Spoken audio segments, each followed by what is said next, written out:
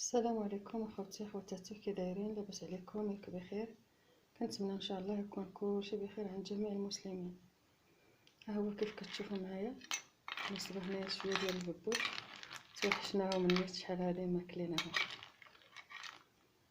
وما فيها باس نقول لكم المقادير اللي فيهم، واخا العيالات ديالنا المغربيات كيعرفوا كلشي، ما خافي عليهم حتى حاجه في شي شغل، ولكن ما فيها باس نقول الطريقه ديالي انا كيفاش كندير كل واحد وكيفاش كيدير لهذا الطياب ديال الببوش.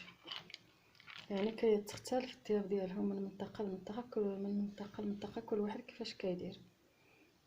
درت فيهم واحد ديال المطيشه، قطعتها على ربع ديال البصله، 4 العريشات ديال الكرفس، معلقه زيت، الملح، ابزار، سكينجبير، راس الحانوت، 4 العويدات ديال القرفه، 7 ديال الحبات ديال القرنفل، شويه النعناع، شويه حبه حلاوه، شويه ديال الكمون الصوفي، قشره ديال واحد الليمونه، قشره ديال واحد الحامضه، ورق سيل ناموسه،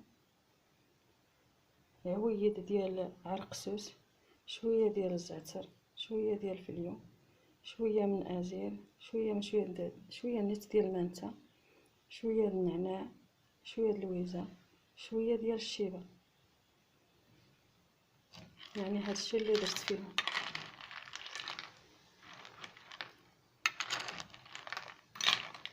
ما تحتاجوش نقول لكم دابا الريحه اللي عطيها منهم غزاله.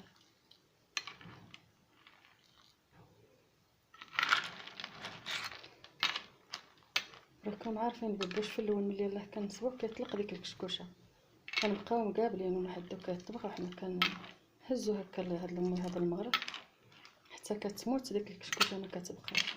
صافي كنقصو البوطه ونسدو عليه باش يطيب على خاطرو غير بشويه.